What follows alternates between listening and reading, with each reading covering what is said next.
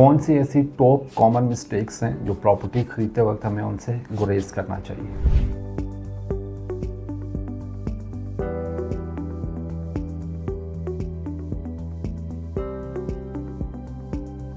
अस्सलाम वालेकुम, titanium group से मैं हूं अंसर मलिक।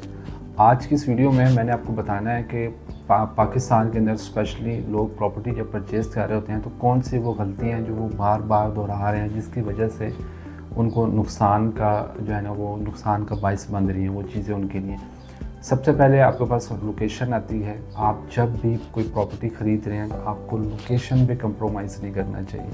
आपने कंप्लीट एनालिसिस करने हैं। सिर्फ कोई एक अगर सोसाइटी के अंदर आपको किसी ब्लॉक में कोई प्लॉट नज़र आ गया तो आपने सिर्फ उस प्लॉट की वजह से प्रॉपर्टी नहीं खरीदनी, बल्कि आपको उसके पूरे ब्लॉक, उस ब्लॉक की सराउंडिंग्स क्या हैं, उस सोसाइटी की सराउंडिंग्स क्या हैं, वहाँ पे कमर्शियल एक्टिविटीज़ क्या हैं, इन चीज़ों को मद्देनज़र रख के आपको फिर वहाँ पे प्रॉपर्टी परचेज़ करनी चाहिए। फिर जो दूसरी चीज़ लोग गलत करते हैं, बजट उनको डिफ़ाइन नहीं कर पाते। अपना बजट डिफ़ाइन नहीं होता और वो चीज़ परचेज़ कर लेते हैं।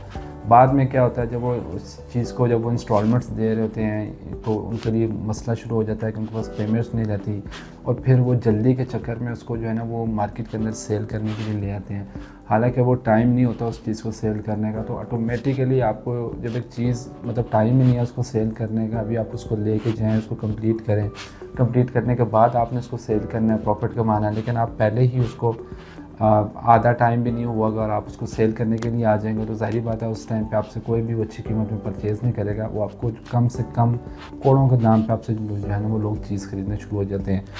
तीसरी जो चीज़ है, आपको एनओसी चेक करना चाहिए। बहुत सी ऐसी सोसाइटीज़ हैं जिनके एनओसी अप्रूव नहीं होते, उनके क्लियर नहीं होते, लेकिन आप वहाँ पे इन्वेस्टमेंट कर जाते हैं।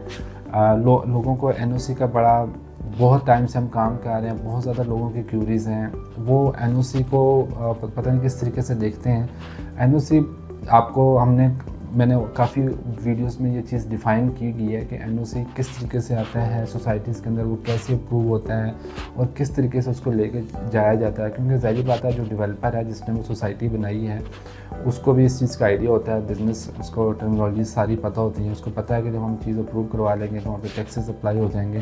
तो ये एक टोटल डिफरेंट सिनेरियो है कि आपके पास कोई मैच्योर एरिया है, उसके आगे से एक्सटेंशन आ रहे हैं, न्यू ब्लॉक्स आ रहे हैं, तो उसका एनओसी होना चाहिए या नहीं होना चाहिए, या बिल्कुल कोई नई सोसाइटी आई है, कोई नया डेवलपर आया है तो उसके एनओसी होने चाहिए कि नहीं होने चाहिए। अगर उसका बिल्कुल कोई फर्स्ट टाइम काम कर रहा है या कोई उसने पहला सोसाइटी के अंदर पहला कोई ब्लॉक लॉन्च किया तो उसका एनओसी आपके पास 100% आपको क्लियर होना चाहिए, अदरवाइज़ वहाँ पर आप कभी भी इन्वेस्टमेंट ना कीजिएगा। इसके अलावा जो लोग गलती करते हैं वो किसी जो स्पेशली हमारे ओवरसीज़ हैं वो किसी भी जानने वाले किसी रिश्तेदार के भरोसे पे जो है ना वो चीज़ें ख़रीद कर लेते हैं। कोई स्पेशलिस्ट नहीं ढूंढते जो प्रॉपर्टी को कंप्लीट उसके पास उसके एनालिसिस कर सकता हो या उसके पास ग्रिप हो, सिर्फ उस जगह की नहीं, उस एरिया की नहीं, बल्कि वो पूरी पाकिस्तान की मार्केट को या इंटरनेशनल लेवल की मार्केट को वो समझता हो, तो ही वो आपका पैसा वहाँ पे यूटिलाइज़ कराएगा जहाँ से वो कल को आपके पैसे को जो है वो रोटेट करवा सकते हैं। आप प्रॉपर्टी के अंदर अगर इन्वेस्टमेंट कर रहे हैं, दो चीज़ें हैं, सेविंग प्लस इन्वेस्टमेंट कर रहे हैं तो फिर तो ठीक है, आपने अपने बच्चों के लिए किया या आपने 5 से 10 साल के लिए देख रहे हैं तो ठीक है, आपने कोई भी चीज़ परचेज़ कर लिया। ज़मीन का अगर आपने एक टुकड़ा ख़रीद लिया तो आपको कभी भी नुकसानदेह नहीं होगा।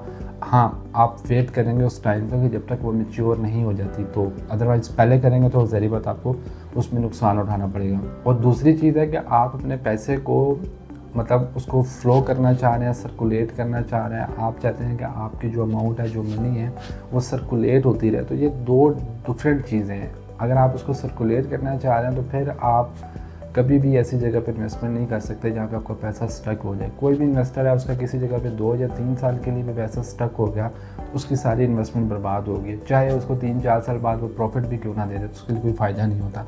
तो फिर आपको ऐसे प्रोजेक्ट या ऐसी सोसाइटी चूज़ करनी पड़ती हैं जहाँ पर आपको स्टेप बाय स्टेप आपको गाइड किया जाए और आपको पैसे को जो है ना वो सर्कुलेट किया जाए। तो हम अपने प्लेटफॉर्म से ये सारी चीज़ें आपको प्रोवाइड करते हैं जिससे आपका पैसा, लेकिन प्रॉब्लम फिर वही आ जाती है, लोग डिस्कस नहीं करते, आप अपना पूरा पॉइंट ऑफ व्यू नहीं बताते कंसल्टेंट को, तो फिर आप इन चीज़ों का शिकार हो जाते हैं। अगर आप अपनी सारी खुद की बातें दिल की बातें बता देंगे कि आपको क्या चीज़ चाहिए, किस पर्पज़ के लिए चाहिए, क्यों ले रहे हैं, फ्यूचर में क्या सोच रहे हैं, तो फिर आपको उसके अकॉर्डिंगली गाइड किया जाता है।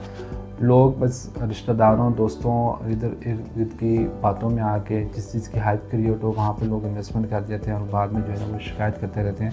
तो ये थोड़ी सी मैंने आपको कॉमन मिस्टेक्स बताई हैं। मज़ीद क्या क्या चीज़ें हैं जो हमें देखनी चाहिए, या किसी भी सोसाइटी में आप कुछ करना चाह रहे हैं, किसी भी प्रोजेक्ट, आपका कोई भी प्रोजेक्ट आपने कोई सिलेक्ट किया हुआ है, किसी भी सोसाइटी में आपका मूड है, आप एक दफ़ा डिस्कस कर लें। आपको बता दिया जाएगा कि वहाँ पे आपकी जो रिक्वायरमेंट है या जो आप जिस पर्पज़ से आप चल रहे हैं और उसमें आप कुछ चीज़ लेना चाह रहे हैं, आया वो आपके लिए बेहतर है या नहीं है।